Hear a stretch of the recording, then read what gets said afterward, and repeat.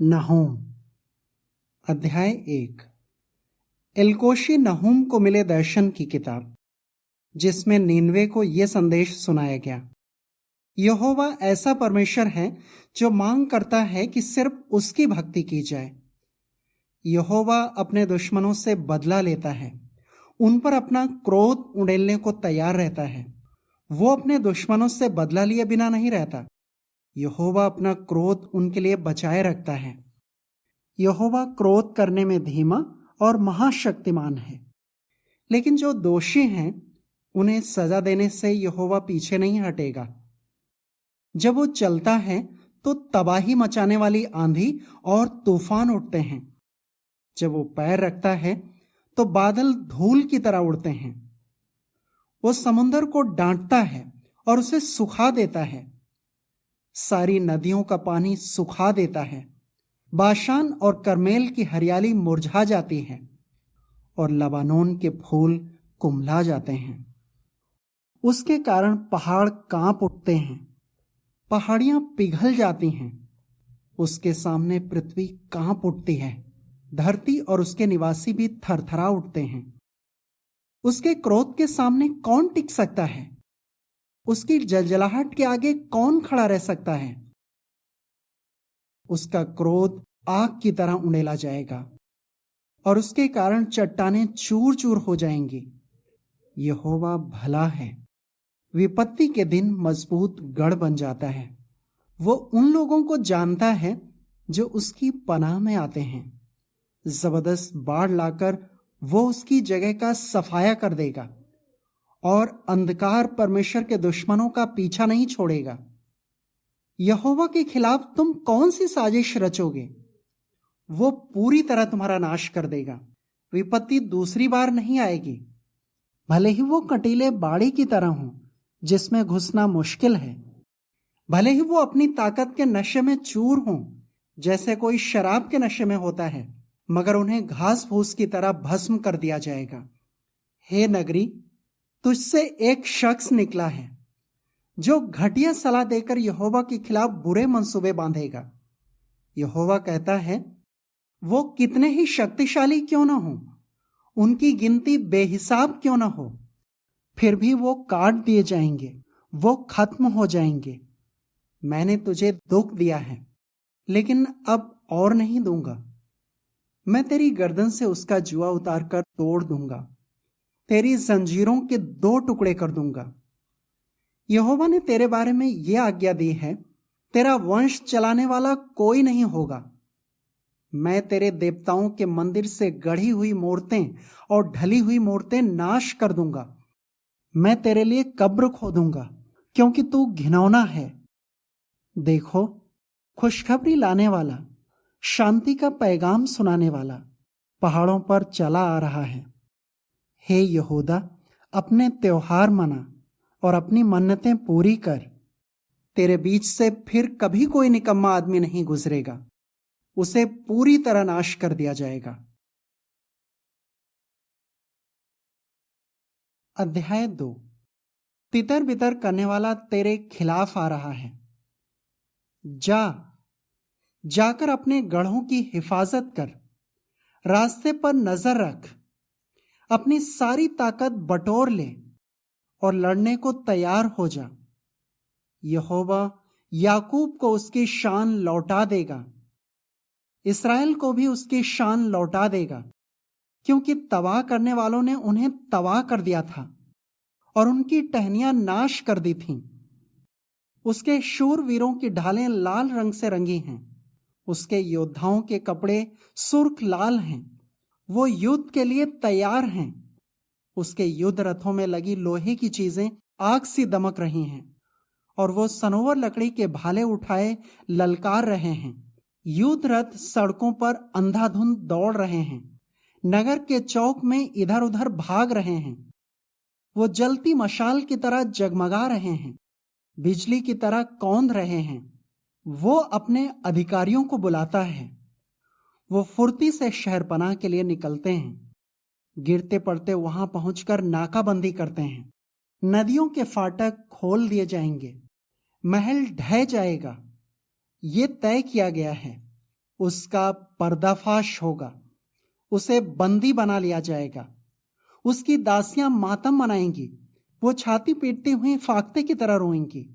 नीनवे जब से बनी है तब से पानी के तालाब जैसी है, लेकिन अब लोग उससे दूर भाग रहे हैं।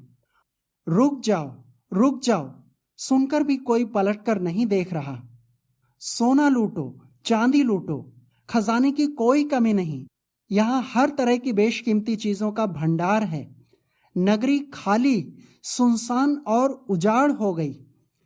लोगों का मन कच्चा हो गया, उनके घुटने थरथरा रहे हैं, उनकी कमर के जोड़ हिलने लगे हैं, सबके चेहरे का रंग उड़ गया है। शेरों की मांग कहां गई? वो जगह कहां गई जहां जवान शेर बैठकर खाता था, जहां शेर अपने बच्चों को लेकर बेखौफ घूमता था। वो अपने बच्चों के लिए बहुत सा शिकार लाता था और अपनी शेरनियों के लिए जानवरों का गला दबोचता था। उसने अपनी गुफाओं को शिकार से भरा था। हां, फाड़े हुए जानवरों से अपनी मान भरी थी। सेनाओं का परमेश्वर यहोवा ऐलान करता है, देख, मैं तेरे खिलाफ हूं। मैं तेरे युद्ध रथों को जलाकर धुएं में उड़ा दूंगा। तलवार तेरे जवान शेरों को खा जाएगी। मैं पृथ्वी से तेरी लूटपाट का अंत कर दूंगा और तेरे दूतों की आवाज फिर कभी सुनाई नहीं देगी। अध्याय 3। धिक्कार है इस खूनी नगरी पर। यह छल कपट और लूट के माल से भरी हुई है। ये शिकार करने से बाज नहीं आती। चाबुक की आवाज और पहियों की गड़गड़ाहट सुनाई दे रही है। घोड़े सरपट दौड़ रहे हैं और रथ धड़धड़ाते हुए आ रहे हैं। घुड़सवार चले आ रहे हैं। तलवारें चमक रही हैं, भाले चमचमा रहे हैं। बड़ी तादाद में लोग मरे पड़े हैं। लाशों के ढेर लगे हैं। जहां देखो वहां लाशें ही लाशें हैं। वो लाशों से ठोकर खाकर चले जा रहे हैं।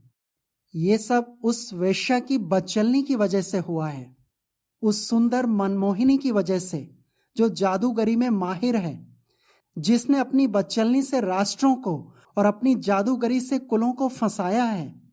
सेनाओं का परमेश्वर यहोवा ऐलान करता है, देख, मैं तेरे खिलाफ हूं। मैं तेरा घाघरा तेरे मुंह तक उठाऊंगा कि हर राष्ट्र तेरा नंगापन देखे और सब राज्य तुझे बेइज्जत होते देखें। मैं तुझ पर गंदगी फेंकूंगा और सब तुझ पर थू थू करेंगे। मैं सबके सामने तेरा तमाशा बनाऊंगा। जो कोई तुझे देखेगा वो तुझसे दूर भागेगा और कहेगा, नीनवे तबाह हो चुकी है, कौन उस पर तरस खाएगा? तुझे दिलासा देने के लिए मैं लोगों को कहां से लाऊं? क्या तू नो अम्मोन नगरी से बढ़कर है, जो नील की नहरों के किनारे बसी थी? वो तो पानी से घिरी थी। समुंदर उसकी दौलत और शहरपना था। इथियोपिया और मिस्र उसकी अपार शक्ति का सोता थे। लीबिया के लोग और पुट उसके मददगार थे। फिर भी उसे बंदी बना लिया गया और पराये देश ले जाया गया। उसके बच्चों को हर नुक्कड़ पर पटक पटक कर मार डाला गया। उसके इज्जतदार आदमियों पर चिट्ठियां डाली गईं और उसके सभी बड़े बड़े लोगों को बेड़ियों में जकड़ा गया। तू भी पीकर धुत हो जाएगी, नजरों से ओझल हो जाएगी, दुश्मनों से बचने के लिए पनाह ढूंढेगी। मगर तेरे सब गढ़ अंजीर के पेड़ों जैसे हैं, जिन पर पहली फसल के पके फल लगे हैं। अगर पेड़ों को हिलाया जाए तो फल सीधे खाने वाले के मुंह में जा गिरेंगे। देख, तेरे सैनिक अबला नारी बन जाएंगे। तेरे देश के फाटक दुश्मनों के लिए खुले पड़े रहेंगे। तेरे फाटकों के बेड़ों को आग भस्म कर देगी। घेराबंदी के लिए तैयार हो जा, पानी भर ले, अपने गढ़ों को मजबूत कर ले, कीचड़ में जा, मिट्टी रौंद और ईंट बनाने के लिए सांचा उठा। लेकिन फिर भी आग तुझे भस्म कर देगी, तलवार तुझे काट डालेगी। वो नन्ही टिड्डियों की तरह तुझे चट कर जाएगी। जा, तू भी टिड्डियों की तरह अपनी गिनती बढ़ा ले। हां, नन्ही टिड्डियों की तरह अपनी गिनती बढ़ा ले। तूने अपने व्यापारियों को आसमान के तारों से भी ज्यादा बढ़ा लिया है।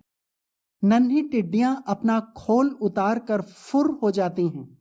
तेरे पहरेदार टिड्डियों जैसे हैं और तेरे अधिकारी टिड्डियों के झुंड जैसे हैं, जो ठंड के दिन पत्थरों की दीवार में जा छिपते हैं, लेकिन धूप निकलते ही उड़ जाते हैं और न जाने कहां गायब हो जाते हैं। हे अश्शूर के राजा, तेरे चरवाहे ऊंघ रहे हैं, तेरे रुतबेदार आदमी घरों में आराम फरमा रहे हैं, जबकि तेरे लोग पहाड़ों पर तितर बितर हैं और उन्हें इकट्ठा करने वाला कोई नहीं। आने वाली तबाही से तुझे कोई राहत नहीं मिलेगी। तेरे जख्म कभी नहीं भरेंगे। जो कोई तेरे बारे में सुनेगा तालियां बजाएगा, क्योंकि ऐसा कौन है जिस पर तूने जुल्म पे जुल्म न किया हो।